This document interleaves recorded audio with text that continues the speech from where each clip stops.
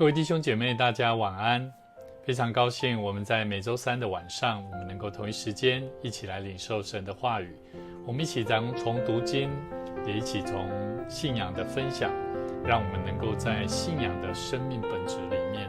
能够有更多在与神的对话当中，更多的明白在我们人生命当中的许多生命所需要遇到的难题得到解决。那期待在今天晚上，我们透过圣经里面的话语，能够有更多的提醒，对我们的生命能够带来更大的祝福。开始以前，我们一起同心，一起来敬拜赞美我们的上帝。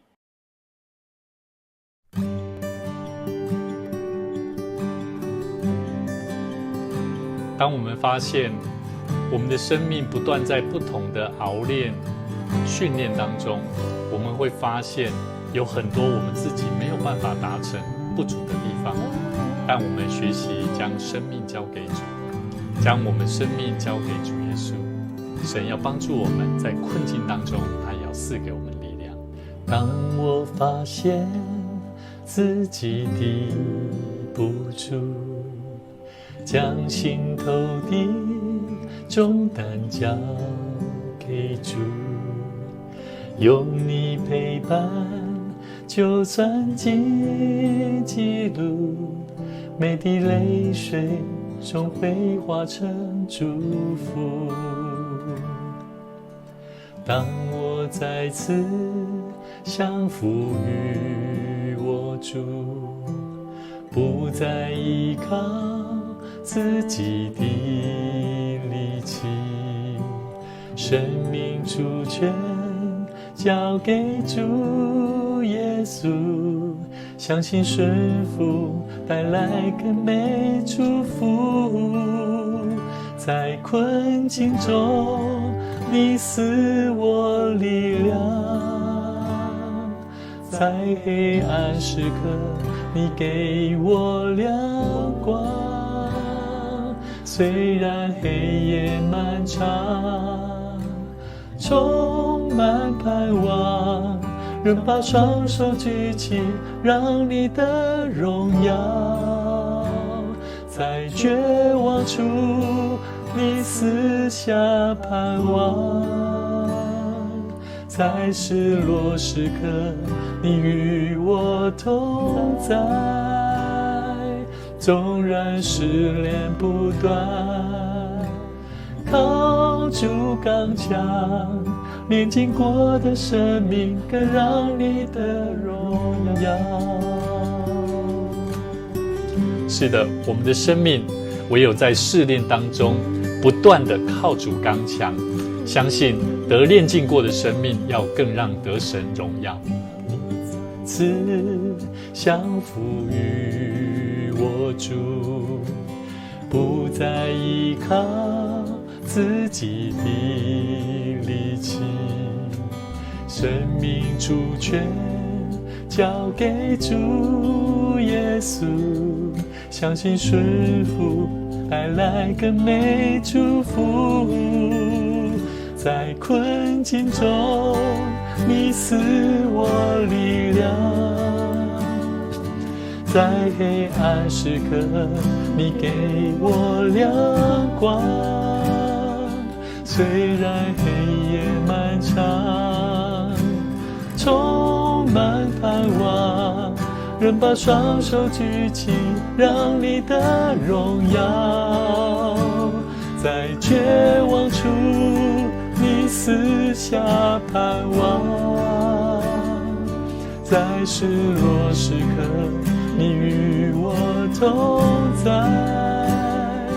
纵然失恋不断，靠主刚强，炼尽过的生命更让你的荣耀。在困境中你赐我力量，在黑暗时刻你给我亮光。虽然黑夜漫长，充满盼望，仍把双手举起，让你的荣耀在绝望处你私下盼望，在失落时刻你与我同在，纵然失恋不断，靠住刚强，是经过的生命更让你的荣耀。纵然失恋不断，靠住刚强，连经过的生命更让你的荣耀。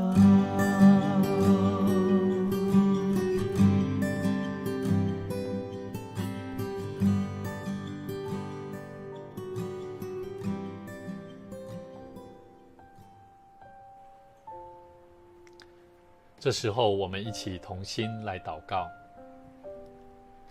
亲爱的天父，我们献上我们生命的感恩，感谢你从昨日到今日，直到永远，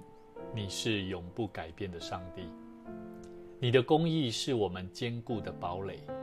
是我们生命最好的保障。你的慈爱也是我们生命永远的盼望。我们恳求圣灵再一次进到我们每一个人的生命当中，开启我们的心，引导我们走在真理的道路上，让我们更多明白，虽然圣经里面有时感觉充满许多审判的经文，但是我们的生命要看见你彻底要洁净我们的生命，还有赏赐给我们重生的盼望，美好的应许。主啊，我们向你献上我们的恳求，让我们的生活当中能够从老我的生命得以洁净，从你的话语能够更多的明白，我们有许多习惯性的犯罪，有许多对世界许多虚妄的爱恋。主啊，求你怜悯我们。今天我们要一起透过你的话语，从耶路撒冷那长满锈的锅子，重新看见我们生命里面也有许多的锈斑。求你让我们透过你的经文，看见我们自己内心的败坏的那一面，让我们看见我们自己需要预备自己的生命，彻彻底底的做一个洁净生命的人所必须要带来的行动力。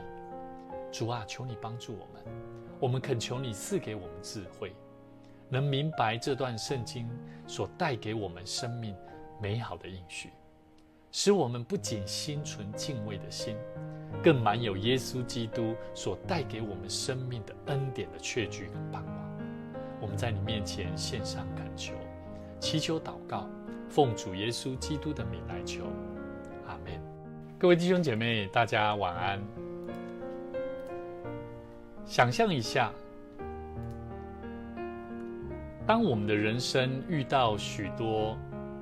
那种好像即将要毁灭最深的挫折，就如同台湾最近正发生因为花莲的这个堰塞湖所带来的很多的人民的灾难，其实彻彻底底的让我们感觉到，无论是生活、家庭跟一切好像归零了。那我觉得那是一种人会进到一个阶段，叫做那是一种绝望，而且是到底是人生命当中的新的开始呢？那美国总统曾经讲过，林肯总统曾经讲过一句话，他说：我不在乎你曾经堕落，我只在意你是否会崛起。这句话非常强烈的说明一个人他经历了失败，但是他会不会因为失败而进入到一个堕落的环境，或者是他曾经非常的丰富成功，可是他进入到失败的环境当中，他是否能够重新站起来？但其实我们可以了解，一个人生命真正的价值是在于重新站起来以后的力量是怎么来的。我们看到以色列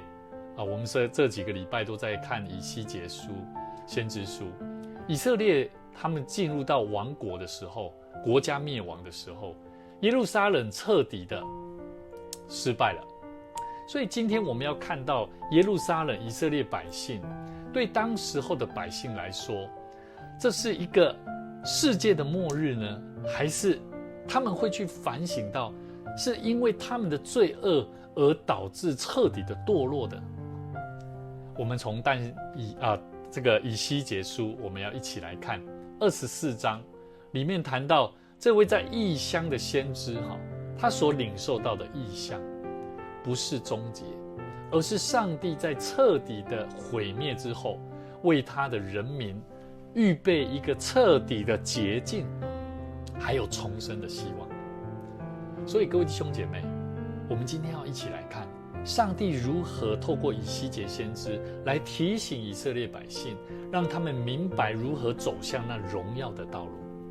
各位弟兄姐妹，我们再复习一下，其实以西结书前半段有1章到24章，先知他特别主要的任务就是他作为上帝的这个守望者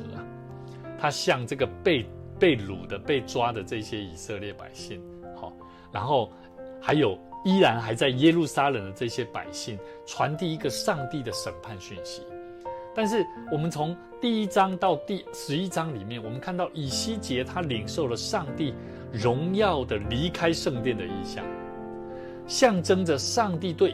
耶路撒冷的罪恶的容忍已经到了尽头。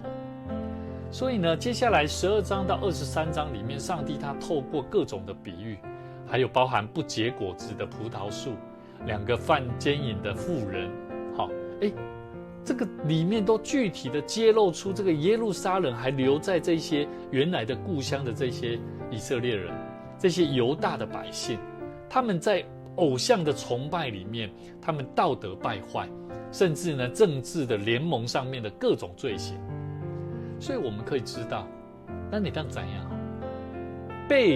百姓如果他始终保持着审判不会发生即便是信上帝的人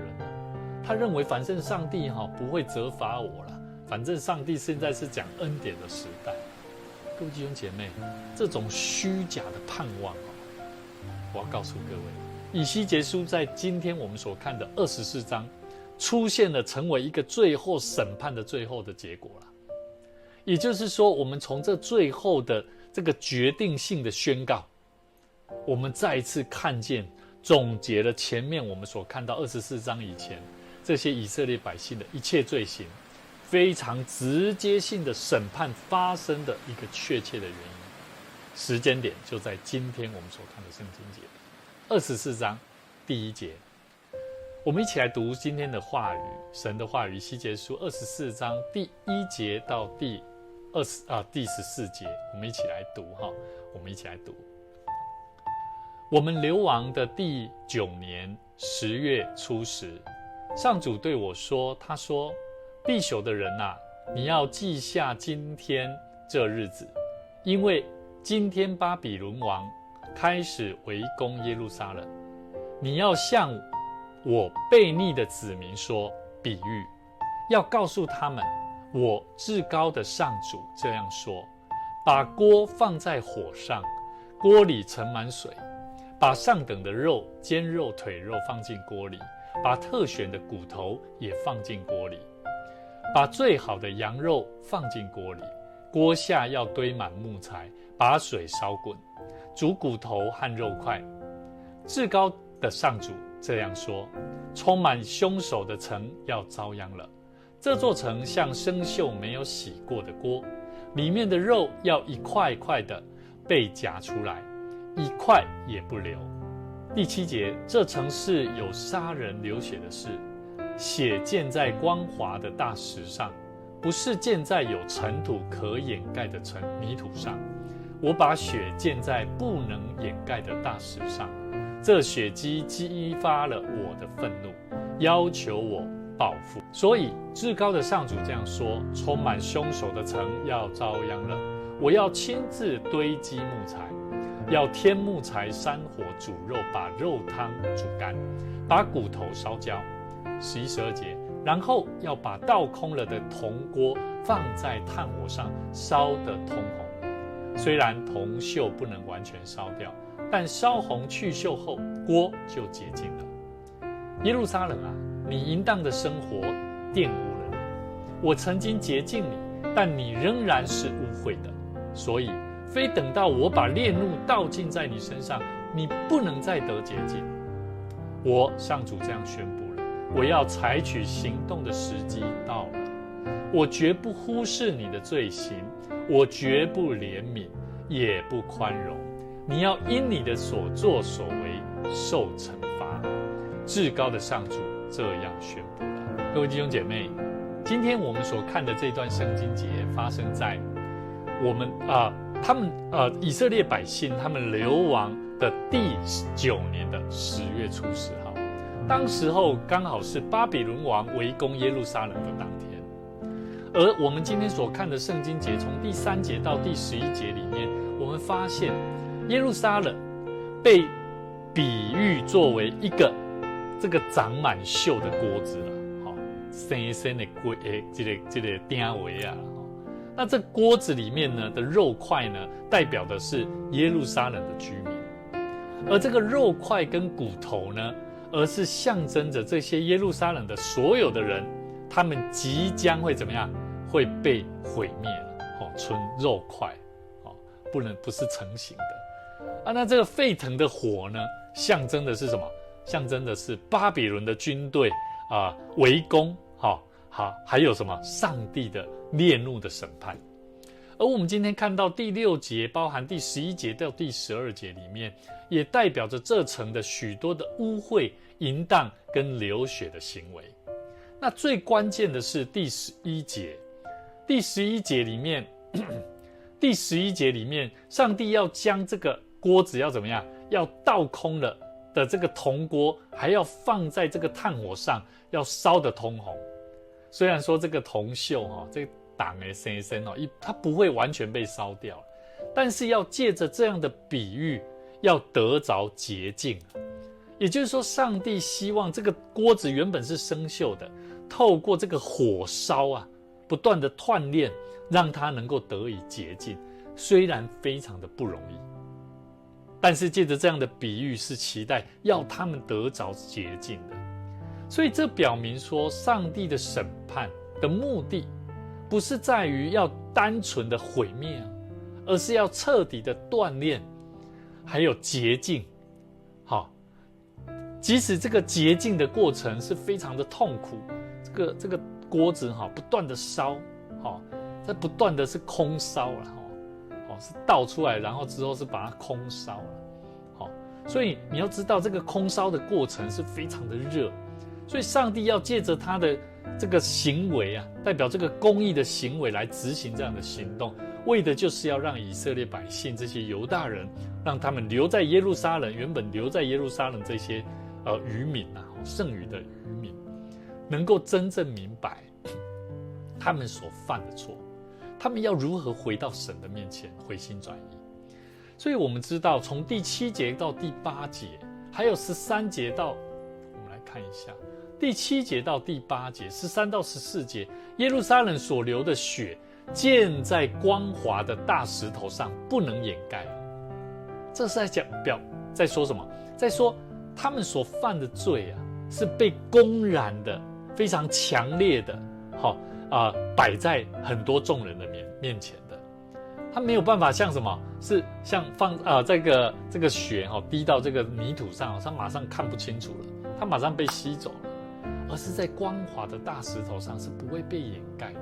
也就是说，上帝的审判也好，或巴比伦来掳走这些耶路撒冷的渔民来说，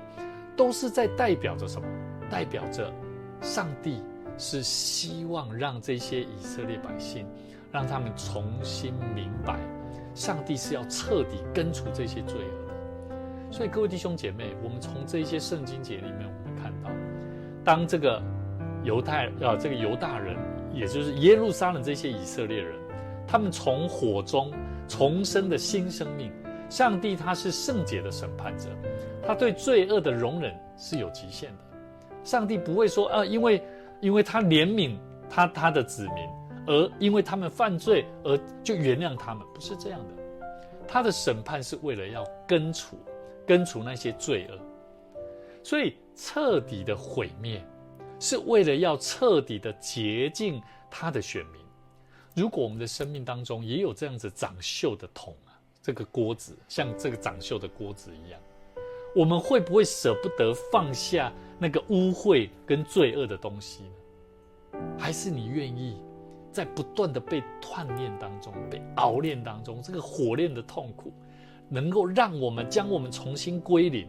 你要不要？可是你必须要经历过这个痛苦哦。我们必须要除去那个靠我们自己没有办法除掉的锈哦。在旧约的这个末日的意象当中，我觉得我们看见上帝他对我们圣洁有他的坚持，而这份坚持是跟新约里面彻底的希望作为彻底的希望的基础。也就是说，如果你要得着新约里面这个恩典的基础，你必须要知道上帝他对于圣洁的生命他的坚持是什么。不是随着照着我们的心意认为说我已经有去礼拜，我已经有做什么事情你就得着圣洁，不是。我们不是靠自己得着洁净的，上帝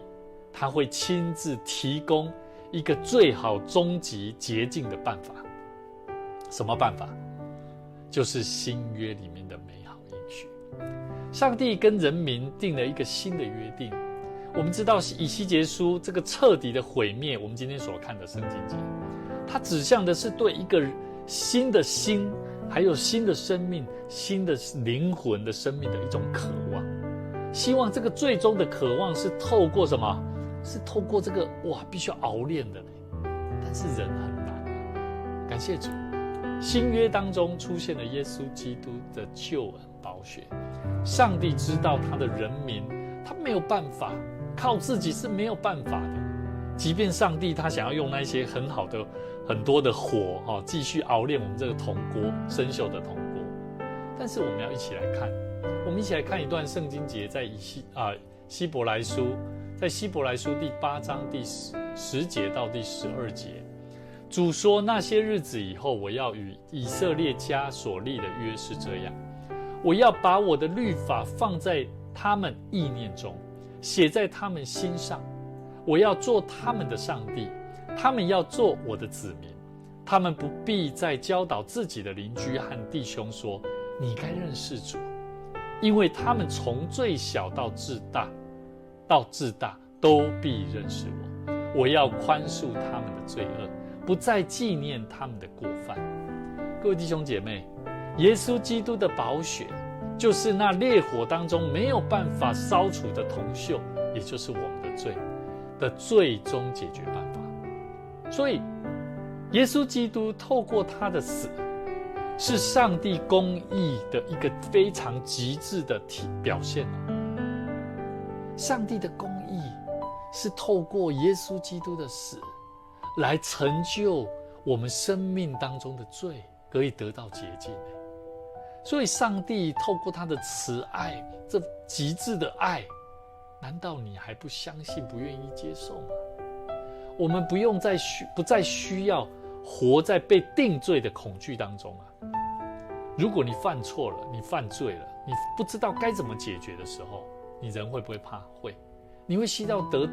得到一个办法，希望想出一个办法，能够让你这个罪能够得到赦免，能够得到这个洁净，甚至不会再被别人下一个什么样子的标语。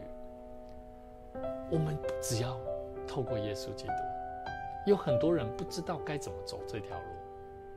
新约是写在心里面上的一个约定，也是我们一个新的生命的开始。刚刚我们看到希伯来书第8章10节到第12节，是先知耶利米他特别提到一个新约的预言，他清楚地将这个旧约的审判和新约的恩典做一个连结。他说：我要与以色列家所立的约是这样，这是主说的，说我要把我的律法放在他们的心中，写在他们的心上。我要做他们的上帝。注意当我们愿意把上帝的律法，把神的话语放在我们心里面，你要记得后面那一句话，他说我要做他们的上帝。你愿不愿意让上帝做你的上帝？还是只是你认识的他是上帝，很多人都称呼他是上帝，可是我不认识他，我不相信他，这是不一样的。我只知道他是上帝，但是我不想要让他做我们的上帝。很多时候我们会把电视作为我们的上帝，我们把情感作为我们的上帝，它是最主要的。我们把我们的关系做我们的上帝，把金钱做我们的上帝。圣经说我要做你们的上帝，他们要做我的子民。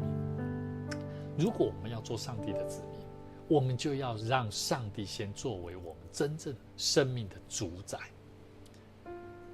圣经希伯来书第8章后半段说，他们不必再教导自己的邻居和弟兄们说你应该怎么做。各位弟兄姐妹，人家就会从你身上看出人家从我们身上就会看出，从最小到最大的很多地方都可以看到，人家看出我们就是属神的。所以各位弟兄姐妹，在我们的生命里面，我们是否认识这位上帝？这位上帝是这么恩典爱我们的上帝。各位弟兄姐妹，上帝的爱，上帝的恩典，是透过耶稣基督的宝血来洁净我们的罪，为我们钉在十字架上，流他的宝血洗净我们的罪，给我们有一个重新新的生命跟新的灵。求神帮助我们，让我们能够愿意，并且能够去行上帝的旨意，能够彻底的毁灭掉根除掉那一些受审判的旧生命，可能是坏习惯，可能是你一个不好的念头。我们求神来怜悯我们，为我们的生命带来一个真正的彻彻底底的有盼望的生命。我们在基督里是有新生命的。我们一起来思考几个问题。在我们的教会里面，我们是否有些时候我们在看待我们这几周，我们在看到这个上帝行审判，好像在行公义，对不对？但看起来好像上帝没有怜悯的心呢。那这些行为，我们认识的上帝这样 OK 吗？那另外一个部分是，我们谈到新约里面上帝无条件的恩典，透过耶稣基督无条件的给予的时候，你如何看待新约跟旧约这两个不同的生命信仰所带给我们的思考？我们在传福音的时候，很多人会认为你们的上帝好恐怖是施行审判的神。我们在教会里面，我们如何不淡化？注意我们不淡化上帝对于罪恶非常严厉的公正的行公义的事情，而又能够完全的彰显出新约当中基督所带来的赦罪的恩典。我们是否会因为强调爱而忽略了公义应该要去说明的对错问题？各位弟兄姐妹，神的公义，神是圣洁的，他不能容忍罪如果神是公义的，他就不能容忍罪的发生。所以在旧约里面，神严厉的谴责罪他利用洪水，所多玛、犹大的被掳被抓，看起来好像没有怜悯，但其实显明了罪，人犯了罪应该要付上代价。但我们从神的恩典新约里面，我们看见耶稣基督他在十字架上，他承受了罪的刑罚，而这正是公义与恩典的连结的关系神没有放弃公义而是把公义倾倒在哪里？是行在耶稣身上让信靠他的人可以白白的得到恩典。所以各位弟兄姐妹，我们可能看到世上有许多不公义的事，但是我们是否能够如同耶稣一样，能够愿意付上代价去承担有许多人他正在罪恶当中，可是我们却没有去好好跟他传递美好的福音，让神的恩典，主耶稣救恩的生命来放在他的生命当中。所以各位弟兄姐妹，上帝不是放下公义去施恩典啊，而是在公义当中显明一个完全的恩典。我再讲一次，神不是告诉我们认识新约神是恩典的神